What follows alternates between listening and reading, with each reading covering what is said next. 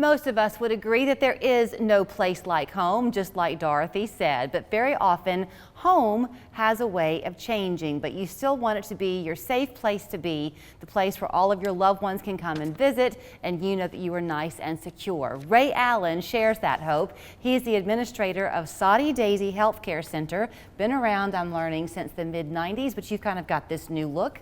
And you're proud of it, so good to see you. We have, and thank you. We appreciate the opportunity for allowing me to be here this morning to talk about Soddy Daisy Healthcare just a little bit and some of the changes that have occurred, just in long-term care as a whole, as well as Soddy Daisy over the last couple of years. Well, your timing, like so many people, was well intended, and then fate threw you a curveball because you came in, the center did in the late teens, 2019, 2018, and did this big overhaul to make it new and improved, and then COVID hit.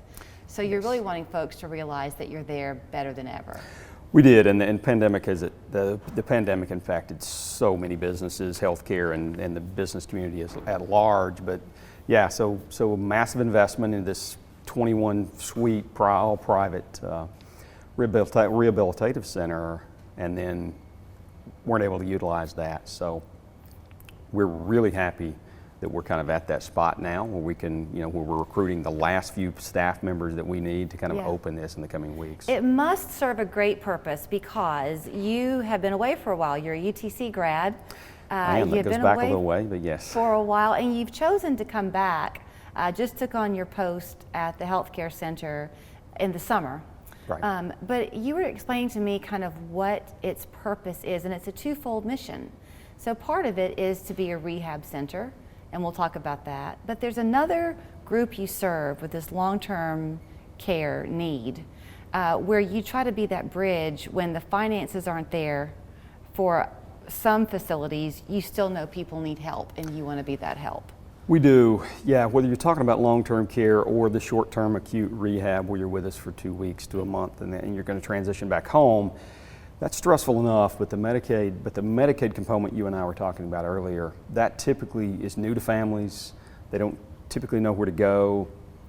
There's not a lot of kind of top of mind resources out there for individuals to pull from. So we do a lot of education on the front end. Those families, they have lots of questions, lots of concerns. So we work with families from, kind of from the even pre-admission, really, in those cases when someone's coming in the long-term care, directly into the long-term care setting. I don't want to get into the weeds with you too much, but I've kind of find myself in a situation. I have an aging mother, so we have conversations. She's very independent, and that's great, but we know that life is unpredictable.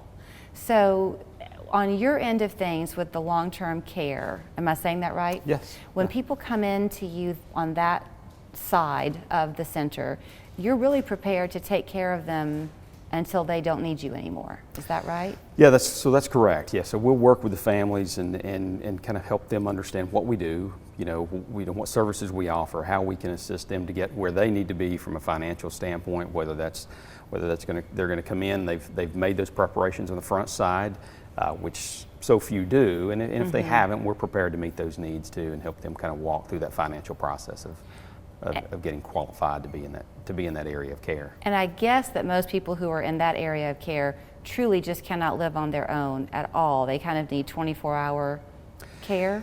They do. So we work with community partners, whether that's hospice organizations, home health organizations, or in-home. There are a variety of in-home caregiver organizations throughout the metropolitan area that we work with. And typically families will have utilized some of, if not all of those resources, and they're at a point where that no longer meets the level of care needs that they have. It's such a hard thing though, because obviously the loved one who's going through this difficulty, you want to care for them, but as you talked about, the family is stressed out too because they can't be all things to all people. So to have you there to be able to step in and take over is a gift. It's really the greatest.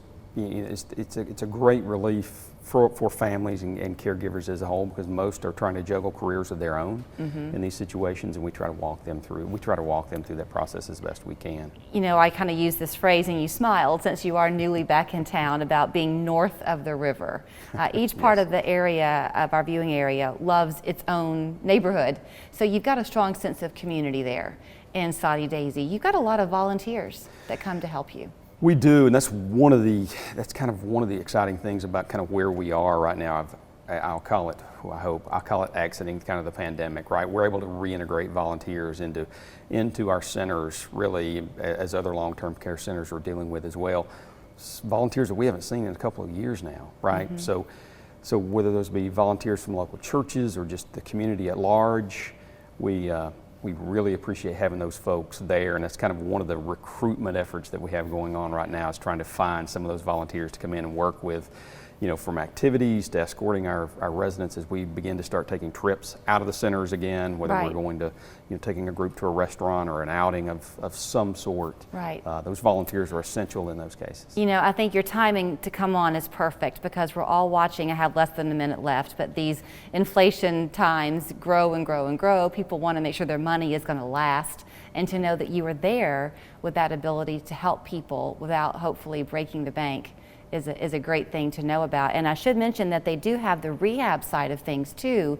So if you have a short stay, let me give you the information if that's okay, Ray. Oh, absolutely. So folks can contact you. So it's the Soddy Daisy Healthcare Center on Sequoia Road.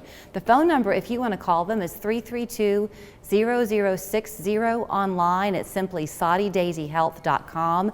If you are looking to rehab from maybe a hip replacement surgery, maybe you've had a stroke, they would love to help you. And if you need that long-term care need, they're there for you as well. Thank you. Absolutely. Thank you.